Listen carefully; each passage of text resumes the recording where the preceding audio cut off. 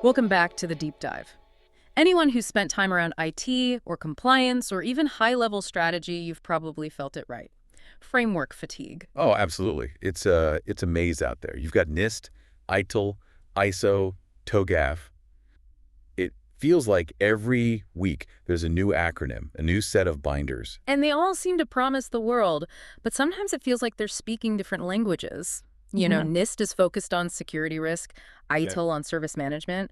How do they actually talk to each other? That's the million-dollar question, isn't it? And it's a trap a lot of organizations fall into. They pick one, maybe ITIL because they need better service desk processes, implement it, and then sort of hope it magically aligns with what the board actually cares about. But it doesn't automatically happen? Not usually, no. Yeah. Because those frameworks, they're often tactical. They're great at telling you how to manage an incident or how to deploy a change, but they don't inherently connect that back to the why.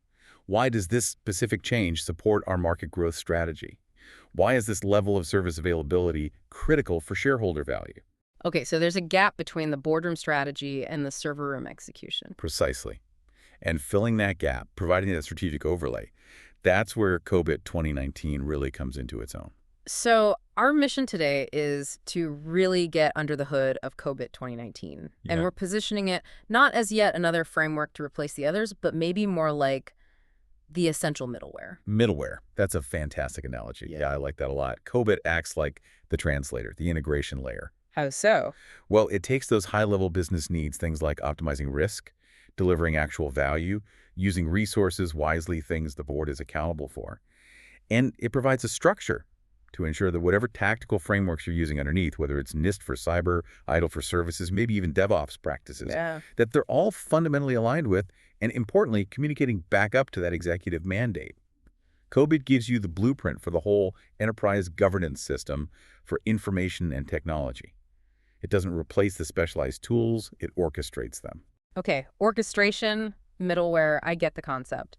And look, we know a lot of you listening might be neck deep in studying for the COBIT 2019 foundation exam, or maybe you're living the reality of a super high compliance environment like banking or finance. Yeah, those pressures are very real. So we're going to keep our focus pretty tight today. We'll dig into the core structure, the governance and management objectives. Then we'll look at the design guide, how you actually tailor COBIT so it fits your company, not just some generic model. Because one size definitely does not fit all here. And finally, the implementation lifecycle. How do you make this stick? How do you actually get it working and keep it working? We'll use examples, especially from that banking context, to make it practical. Sounds like a plan. But before we dive into the components and objectives, we absolutely have to nail down the single most critical distinction COBIT makes. Get this wrong, and the whole thing falls apart. It's fundamental for the exam and for actually using COBIT effectively. Okay, lay it on us. What's the crucial distinction? It's the separation of governance from management. These are not the same thing in the COBIT world, and understanding the difference is paramount. All right, governance versus management. Let's unpack that. Governance sounds higher level, more about direction setting. Exactly. Think of governance as the role of the governing body, typically the board of directors, maybe executive management acting on their behalf. They represent the stakeholders. Their job is defined by the domain EDM: evaluate, direct, and monitor. Evaluate, direct, monitor. Okay. They evaluate stakeholder needs, the strategic options, the risk landscape. They direct strategy by prioritizing objectives and making key decisions about resource allocation and risk appetite. And crucially, they monitor performance, compliance, and progress against those agreed-upon strategic goals. So they set the course and check the compass, basically, ensuring the ship is heading in the right direction and delivering the expected value, managing the big risks. You got it. It's about ultimate accountability, value realization, risk optimization, and resource optimization at the highest level. Okay, if that's governance, EDM, then what's management? Management is the engine room. It's executed by senior and middle management across the organization. Their job is to take the direction set by governance and make it happen. They plan, build, run, and monitor the activities needed to achieve the enterprise goals. Ah, so that covers the other four domains we hear about: APO, BAI, DSS, MEA. Precisely. APO is align, plan, organize. BAI is build, acquire, implement. DSS is deliver, service, support. And MEA is monitor, evaluate, assess. These are the management domains. They're focused on the effective and efficient execution of the strategy set by EDM. So governance decides what needs to be achieved and why, and management figures out how to do it and actually does it. That's a perfect summary. That clear separation of duties, responsibilities, and decision rights, that's the absolute bedrock of effective enterprise governance of I&T according to COBIT. Get that clear, and the rest starts to make a lot more sense. Okay, so we have EDM governance setting the direction, and then APO, BAI, DSS, MEA management handling the execution. Those 40 governance and management objectives define what needs to be done. But COBIT also needs to explain how you actually achieve those objectives, right? It can't just be a list. Exactly. And that how is delivered through what COBIT calls the governance system. It's not just about the processes themselves. To make governance work, you need a whole system composed of several interacting parts. And these used to be called enablers in COBIT 5, didn't they? That's right, sharp memory. In COBIT 2019, they're now called components. It's a subtle but important shift in language. Components emphasizes that these are integral parts of a single, holistic system. They have to work together. You can't just focus on one and ignore the others. Okay, so what are these components? How many are there? There are 7 interacting components. And the key idea is that for any governance or management objective to be achieved successfully, you need to establish, tailor, and sustain all 7 of these. Implementing just the process isn't enough. You need the whole supporting system. 7 components. Let's walk through them.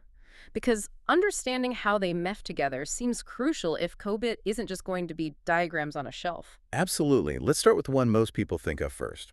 1. Processes. Right. These are the 40 governance and management objectives we mentioned, the detailed sets of practices and activities. Exactly.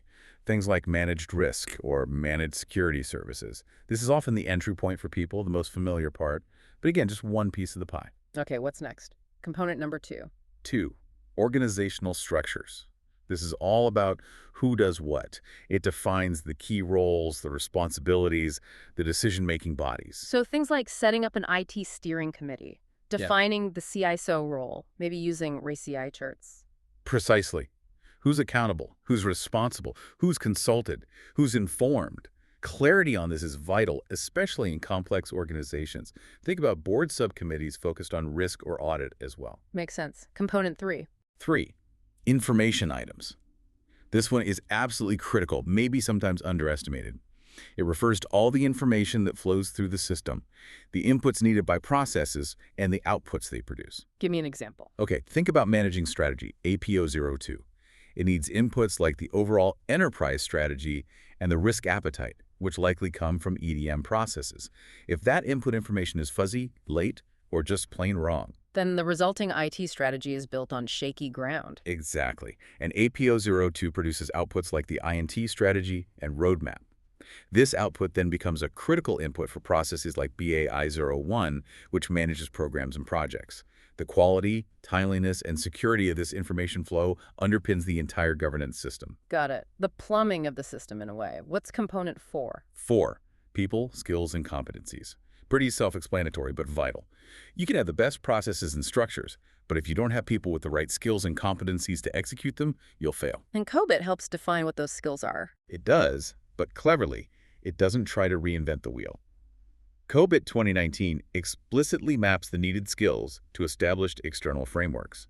The big ones are SFIA, the Skills Framework for the Information Age, and the European E-Competence Framework, ECF. SFIA, I've heard of that. So how does that mapping work practically? Let's say you're trying to improve APO5 managed portfolio.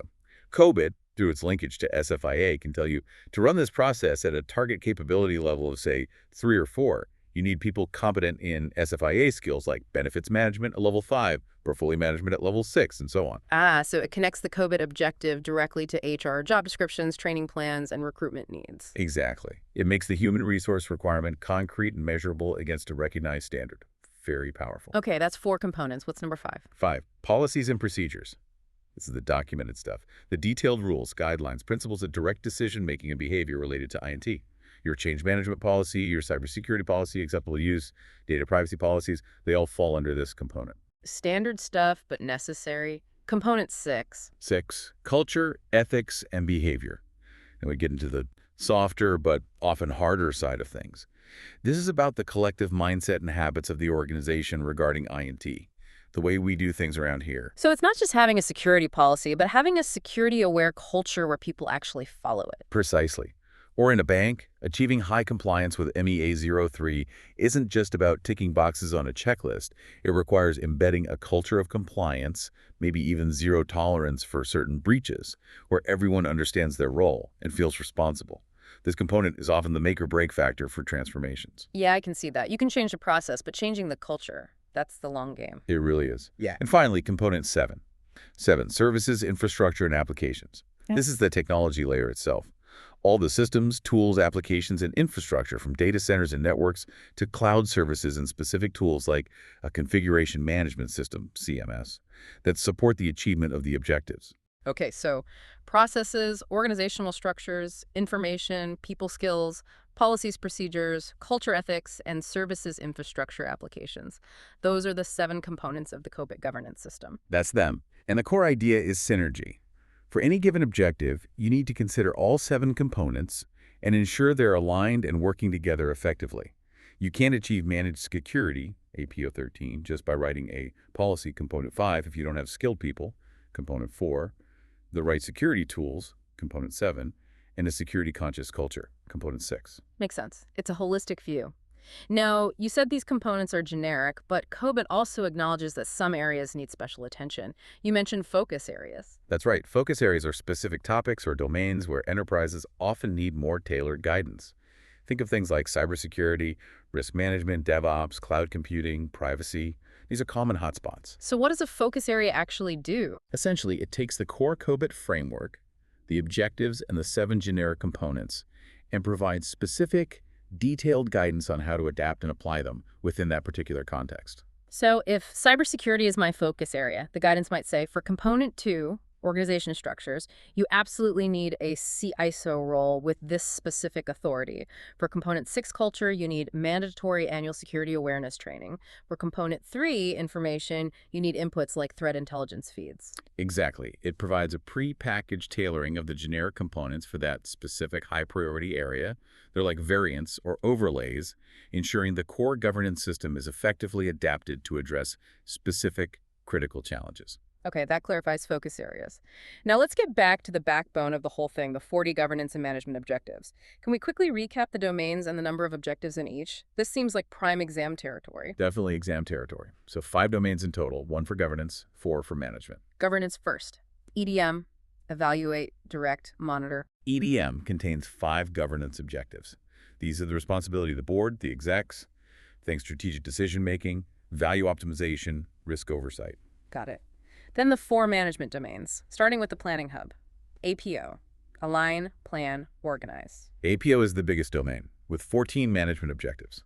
This covers everything from INT strategy and enterprise architecture to managing budget, resources, risk planning, vendor relationships, and innovation. It's a strategic engine room for management. 14. Okay.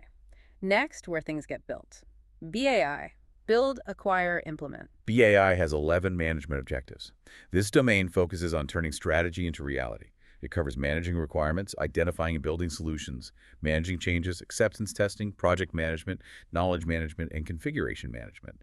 It's the build and deploy part of the lifecycle. 11 in BAI. Then the day-to-day operations. DSS, deliver service support. DSS covers the operational delivery and support of INT services. It has 6 management objectives. This includes managing operations, service requests and incidents, problems, continuity like disaster recovery, security services, and business process controls. This is where the rubber meets the road daily. 6 in DSS.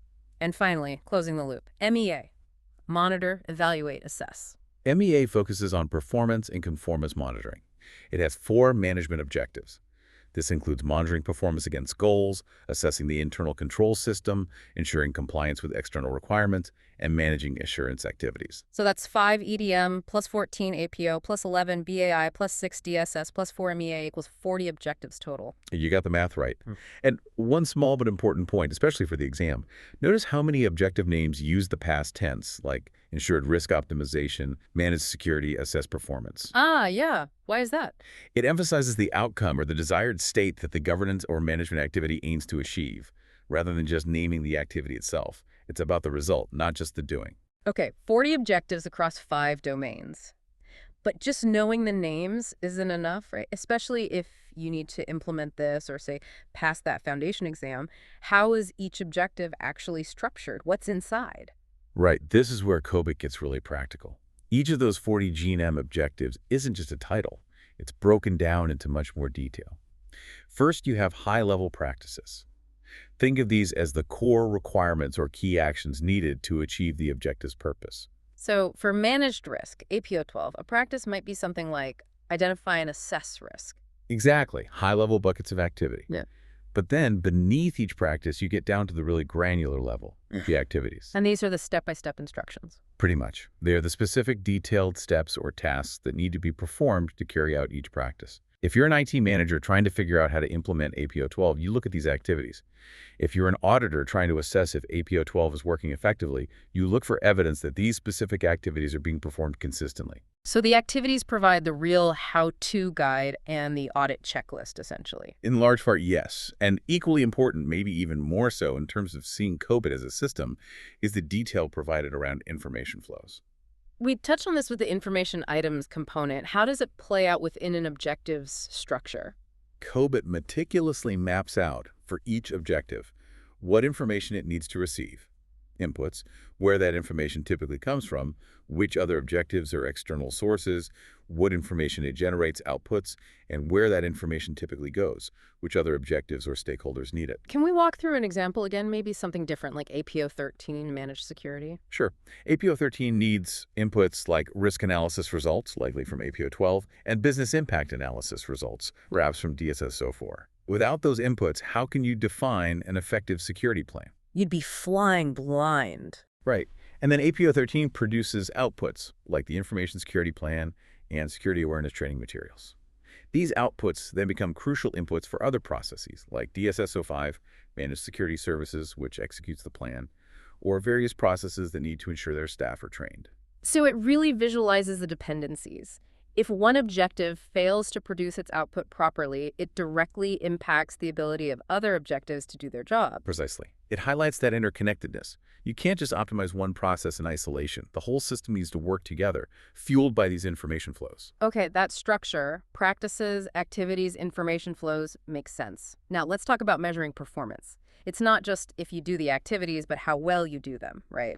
This is where capability levels come in. Exactly. COBIT 2019 uses a performance management approach based on the well-known CMMI model capability maturity model integration. It defines a scale from level 0 up to level 5 to assess how well a process is implemented and performing. All right, let's quickly run through those levels. Level 0. Level 0 is incomplete. Basically, the process is either missing entirely or it fails to achieve its fundamental purpose. There's little or no evidence of capability. Level 1. Level 1 is performed. The process more or less achieves its purpose, the basic activities get done, but it might be inconsistent, ad hoc, reactive. Think firefighting mode. Okay, level 2. Level 2 is managed. Now we see some structure. The process is planned, monitored, and controlled. Work products related to the process are managed. Think version control, storage, etc. There's some discipline involved. Getting more organized, level 3. Level 3 is defined. This is a big step up. Here, the organization uses a standard documented process, potentially tailored from organizational standards. People are trained, resources are allocated. You start seeing consistency across different parts of the organization using the same defined approach. So, repeatable and standardized. Level 4. Level 4 is quantitatively managed. Now things get data-driven. The process performance is measured using statistical and quantitative techniques. You set performance targets, like service levels, and manage the process to meet them predictably. This requires significant data collection and analysis capability. That's resource intensive. And level 5. Level 5 is optimizing. The focus here is on continuous improvement. The organization is proactively looking for ways to improve the process, responding to changes, innovating, and making the process more stable and capable over time. It's about learning and adapting. Okay, 0 to 5. Now, a really key point, especially for anyone preparing for the foundation exam or trying to apply this practically, COBIT 2019 doesn't just assign these levels to the whole process vaguely, does it? No, and this is a crucial evolution from COBIT 5. COBIT 2019 provides capability criteria down to the activity level within each process. What does that mean in practice? It means that to achieve, say, capability level 3 for APO 12, managed risk, COBIT tells you exactly which specific activities associated with that objective need to be performed in a defined way, i.e. following a standard, documented process across the organization.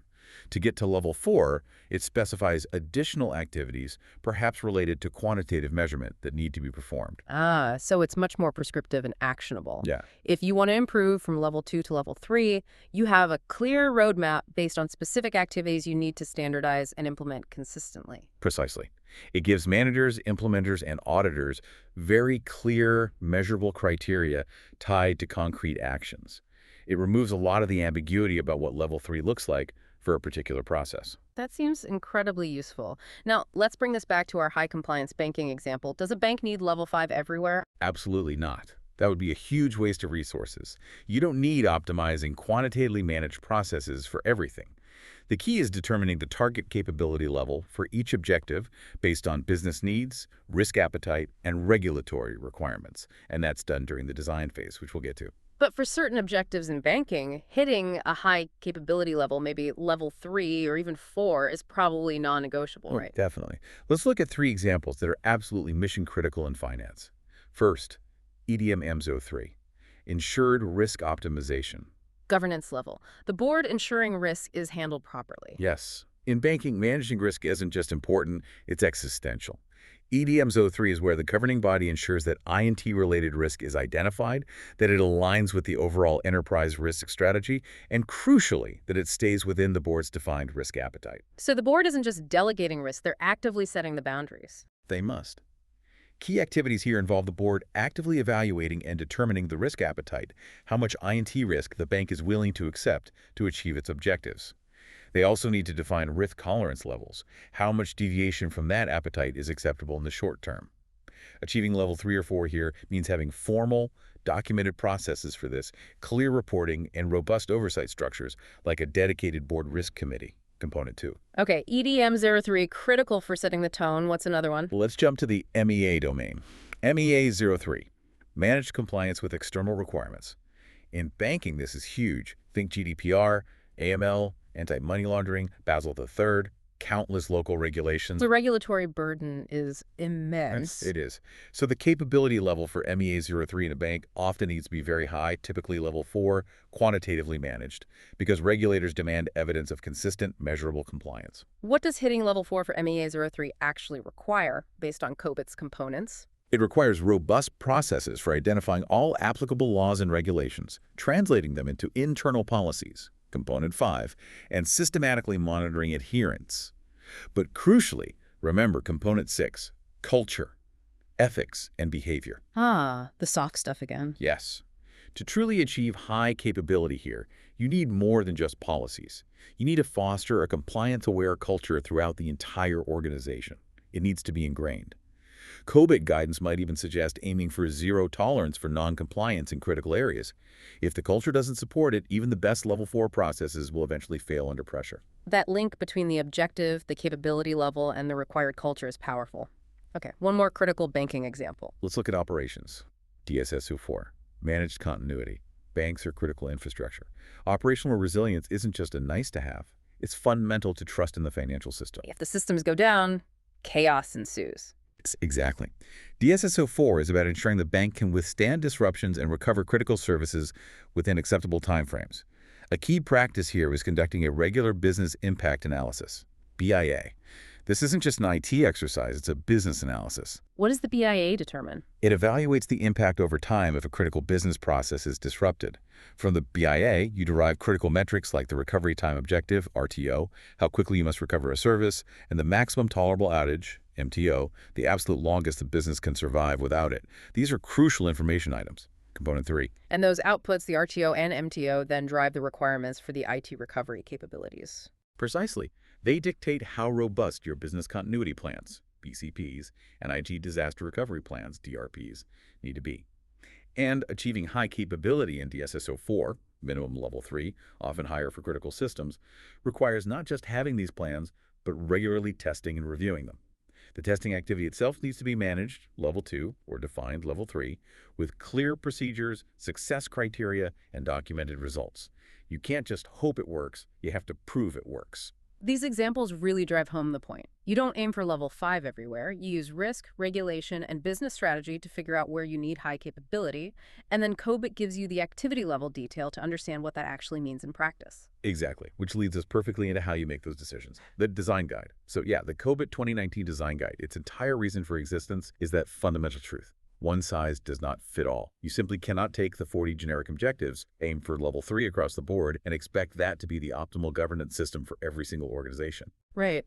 A 100-person regional company has vastly different needs, risks, and resources than a multinational bank with 50,000 employees. Precisely. The design guide recognizes that every enterprise's governance system needs to be tailored based on its unique situation. COBIT calls the elements that define this unique situation design factors. Design factors. Yeah. Okay, what kinds of things are we talking about? There are 11 of them defined in COBIT 2019. They cover things like the overall enterprise strategy, DF1, the specific enterprise goals, DF2, the risk profile, DF3, current INT-related issues or pain points, DF4, the threat landscape, DF5, compliance requirements, DF6, the role of IT, DF7, the sourcing model for IT, DF8, IT implementation methods like Agile or Waterfall, DF9, the technology adoption strategy, DF10, and finally, enterprise size, DF11. Wow, okay, that's quite a list. It covers strategy, risk, compliance, how IT operates, technology choices, even size. It's comprehensive. The idea is that by analyzing these factors, you can systematically determine which of the 40 G&M objectives are most important for your specific organization and what their target capability levels should be. So the design guide provides a process for doing that analysis. Yes, it outlines a formal 4-step workflow. It's designed to be logical and repeatable. Let's walk through those 4 steps. What happens in step 1? Step 1, understand the enterprise context and strategy. This is really the input gathering stage. You collect information related to those design factors we just listed, focusing initially on the big picture. What's our strategy? What are our main goals? What are our major risks? What are the current burning issues related to INT? So getting the lay of the land, step 2. Step 2, determine the initial scope. Now you start the analysis. You take the information from step 1, particularly the enterprise goals, DF2, using something called the goals cascade, which we absolutely need to discuss, and the risk profile, DF3. Based on these key drivers, you generate a first-cut prioritization of the 40 G&M objectives. So this step gives you a draft list of maybe the top 10 or 15 most critical objectives based on strategy and risk. Exactly. It gives you that initial focus. Then comes step 3, refine the scope. What happens here? Here you bring in the other design factors, things like the threat landscape, DF5, compliance requirements, DF6, sourcing model, DF8, enterprise size, DF11, etc.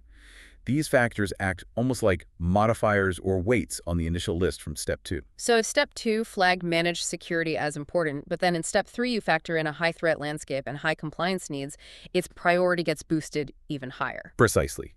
These additional factors help you fine-tune the prioritization and potentially adjust the required target capability levels. Maybe an objective was initially medium priority, but high compliance needs push it to high priority and demand level 4 capability. Okay, makes sense. And the final step? Step 4, conclude the design. This is where you wrap it up. You resolve any potential conflicts that might have emerged. Maybe one factor pushed an objective's priority up, while another pushed it down slightly. You make the final decisions, finalize the list of prioritized objectives, and formally document the target capability levels for each key objective. This documented design then becomes the blueprint for your implementation efforts. That workflow seems logical, but you mentioned something crucial in step 2, the goals cascade.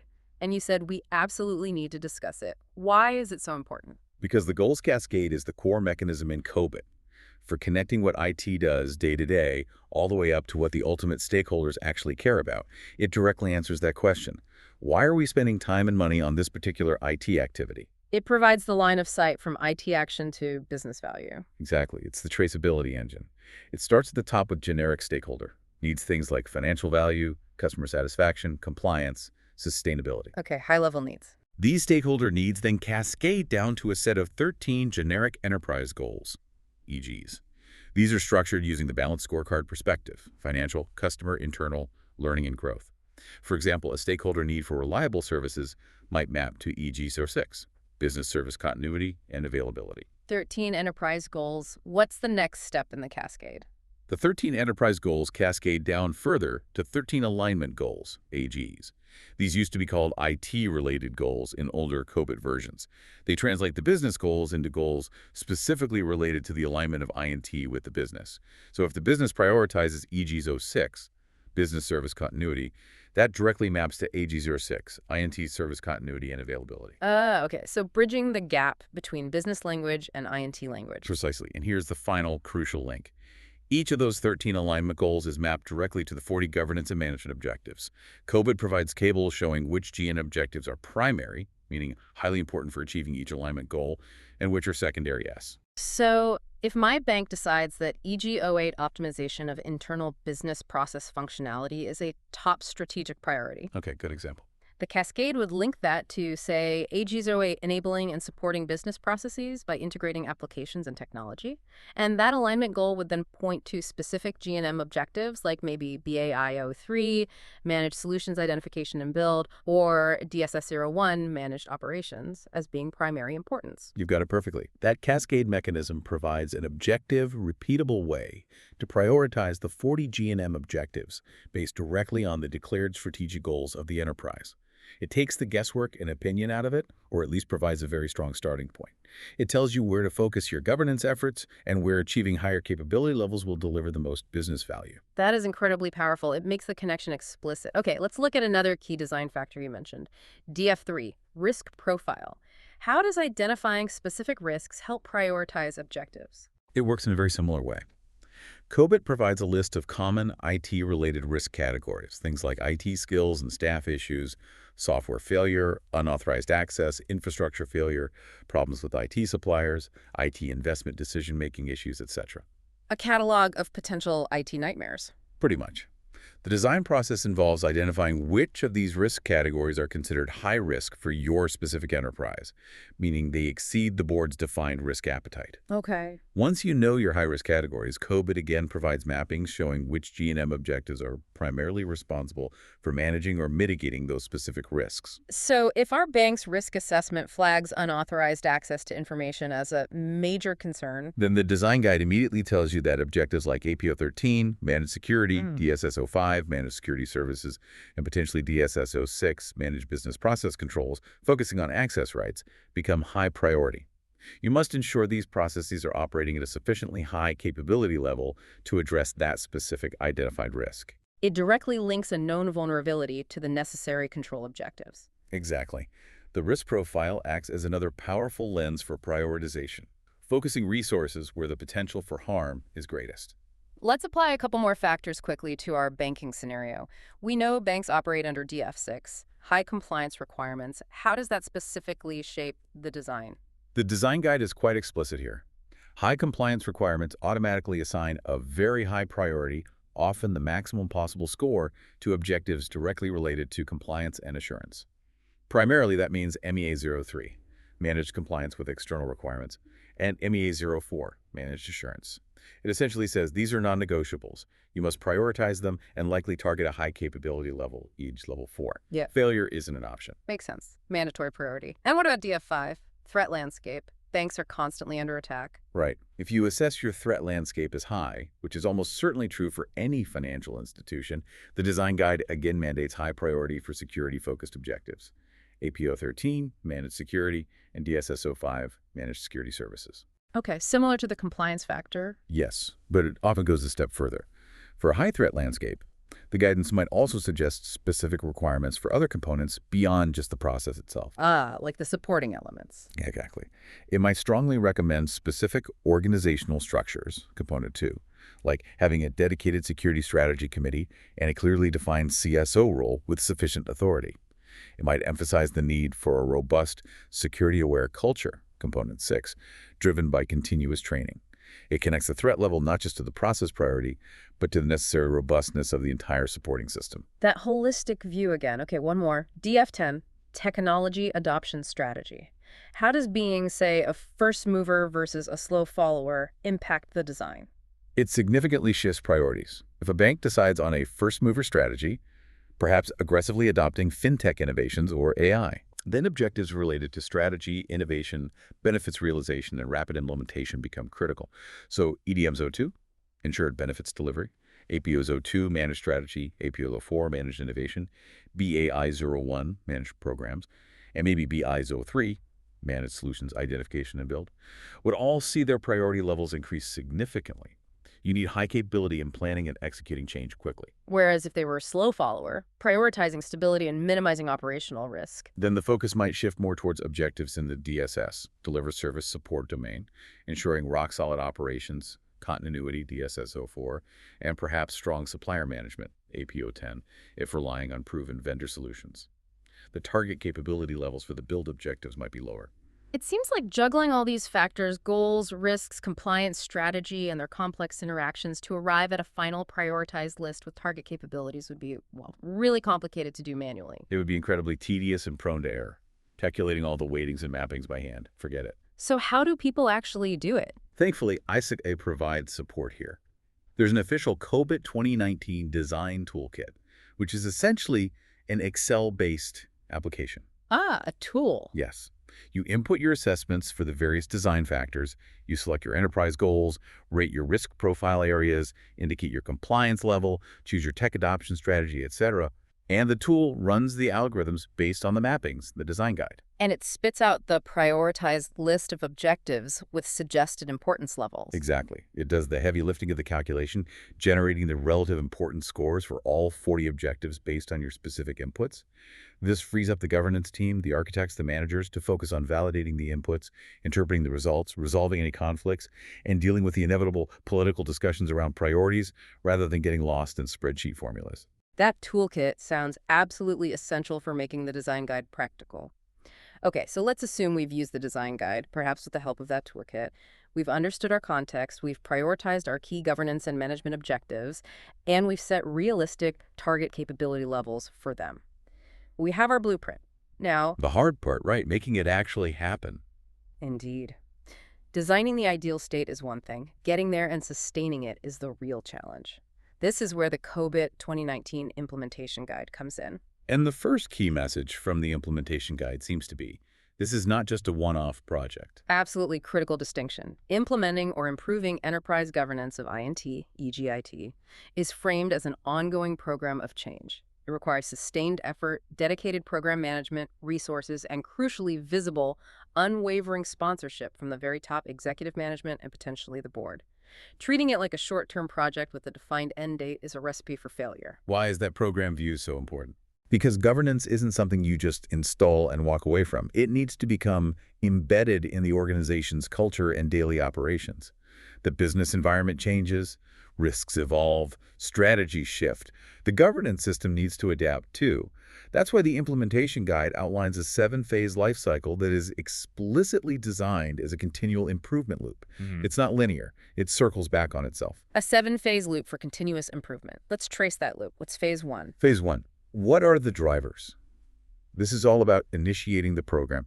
You need to identify the compelling reasons for change right now. Right. What are the current pain points? Right. Maybe it's consistently poor audit results, major security incidents, IT costs spiraling out of control, a new regulation forcing change, or the business complaining that IT isn't delivering strategic value.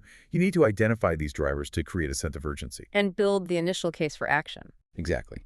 The main output here is articulating those drivers and pain points, getting initial buy-in that something needs to change, and outlining the preliminary business case for launching a governance improvement program. Without strong drivers and sponsorship from the start, the program will likely fizzle out. Okay, establish the why. Phase 2. Phase 2. Where are we now? This phase directly leverages the work potentially started during the design phase. You take those G&M objectives identified as high priority, and you perform a detailed assessment of their current state. What is our actual process capability level, 0-5, for these critical objectives today? And this needs to be an honest assessment, right? Using the activity level guidance we talked about, gathering real evidence. Absolutely. This can be a tough phase, politically. It requires transparency and a willingness to face reality. Yeah. If you assess your critical managed continuity process, DSS04, and find it's really only operating at level 1, performed ad hoc testing, that might be uncomfortable, but you need that baseline to understand the gap. Okay, understand the current reality. Phase 3. Phase 3. Where do we want to be? Now you define the target state. Using the results from the design guide analysis, factoring in goals, risk, compliance, etc., You determine the desired target capability level for those key objectives. So phase 2 gives you the as-is. Phase 3 defines the to-be. Precisely. This phase quantifies the gap between the current state and the target state for each prioritized objective. And crucially, the major output here is the detailed business case. This justifies the required investment by clearly linking the cost of improvement to the expected benefits: reduced risk, improved compliance, better value delivery, lower costs of closing those capability gaps. And it's important here to set realistic targets, right? Not just aiming for level 5 everywhere. Absolutely critical. The target capability levels must be justifiable based on the business case, risk appetite, and what's realistically achievable and sustainable for the organization. Aiming too high wastes resources. Aiming too low leaves critical risks unmanaged. Okay, we have the gap defined and the business case approved. Phase 4. Phase 4. What needs to be done? Now we get into planning the actual improvement initiatives. Based on the gaps identified in Phase 3, you design the specific changes needed. This means addressing all 7 components where necessary. So not just redesigning the process. No. Maybe you need a new policy, component 5. Maybe you need to restructure a team or create a new committee, component 2. Maybe you need to train people, component 4, or implement a new tool, component 7. You design the holistic solution required to reach the target capability level. And there might be many potential improvements identified here. How do you prioritize them? Good question. This phase often involves prioritizing the planned improvements. A common technique is using an opportunity grid or matrix, plotting potential initiatives based on their expected benefit versus their ease of implementation. Looking for the low-hanging fruit. Exactly. You often focus first on initiatives in the high-benefit, high-ease quadrant. These are the quick wins. They deliver tangible value relatively easily and quickly. Things like clarifying roles with a raised CI chart or implementing a simple checklist for a key control. Why are quick wins so important? They build momentum.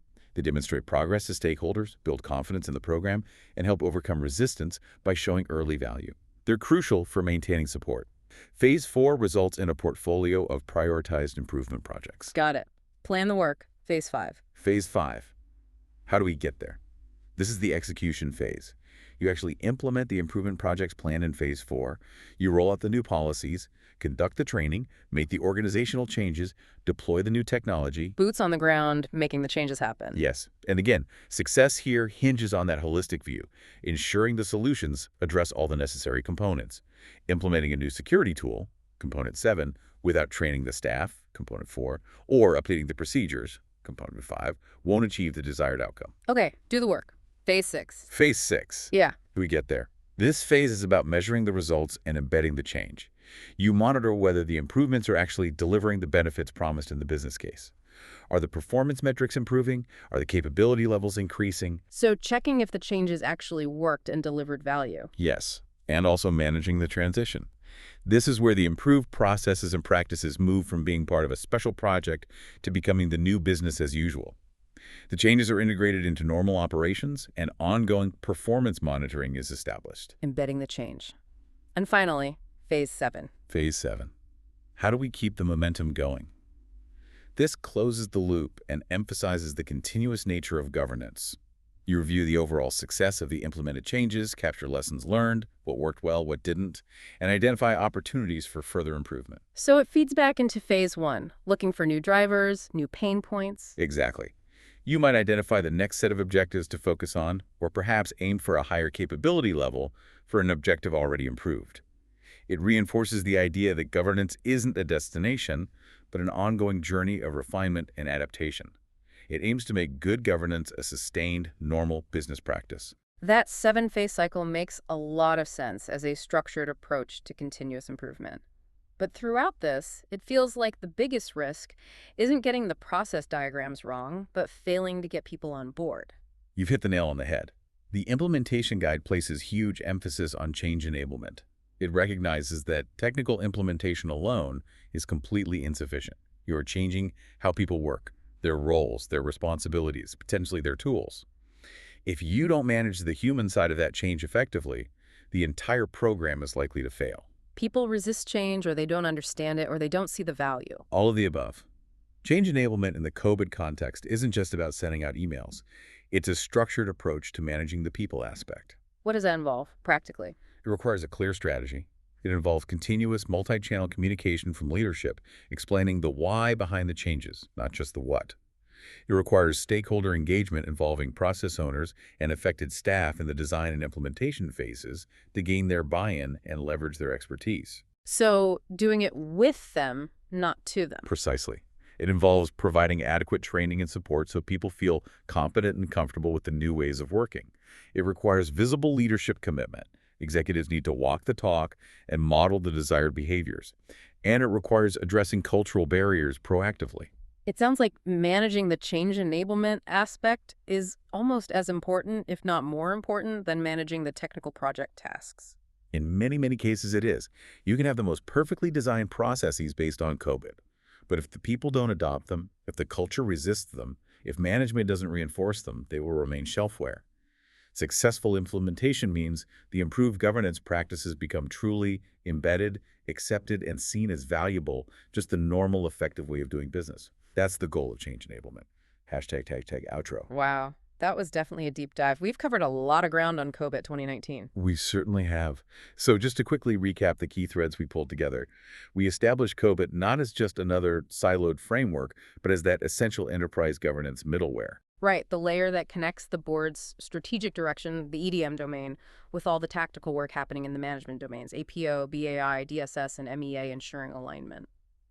And we saw that achieving any of the 40 governance and management objectives requires a holistic governance system built on 7 interacting components.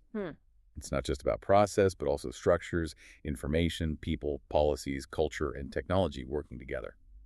We also dug into how performance is measured using capability levels, 0-5, and the crucial point that COBIT 2019 assesses this down at the granular activity level, giving really clear targets for improvement, which is especially vital for those high-stakes objectives in areas like banking, like compliance, MEA 03, or continuity, DSS 04. Then we walk through the design guide workflow. That 4-step process using design factors, especially the critical goals cascade linking stakeholder needs all the way down to objective priorities, helps you tailor COBIT, figure out which objectives matter most for you, and set appropriate target capability levels. It gives you that customized blueprint. And finally, that blueprint feeds into the implementation guide's 7-phase life cycle. Remembering this is a continuous program, not a project, driven by business needs, assessing the current state, defining the target state, planning the work, doing the work, checking the results, and keeping the momentum going, all underpinned by strong change enablement to manage the human side. That covers the key connections. And for anyone listening who is studying for that foundation exam, really lock down those core concepts. The fundamental difference between governance, EDM, and management, the other 4 domains.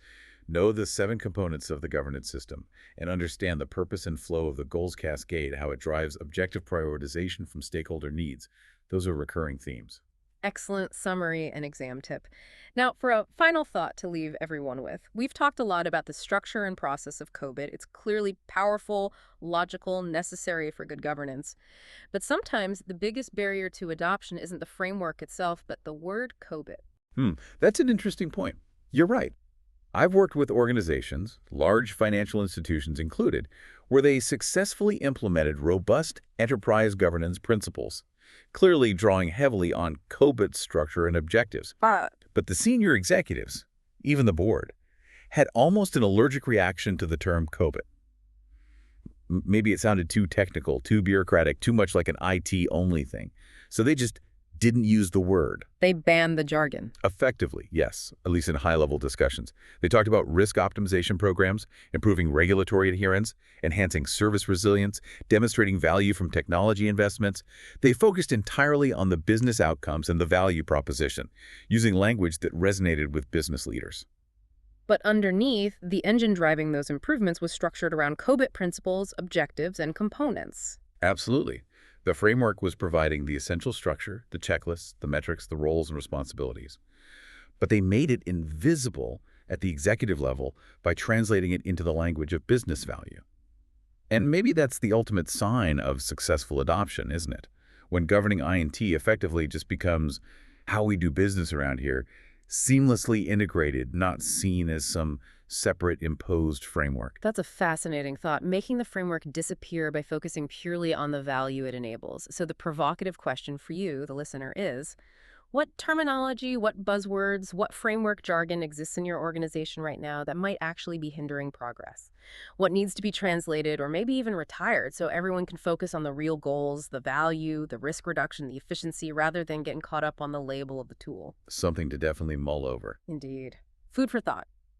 Thank you for joining us for this deep dive into COBIT 2019 Mastery. We hope it was valuable, whether you're studying for the exam or navigating the complexities of governance in your own role.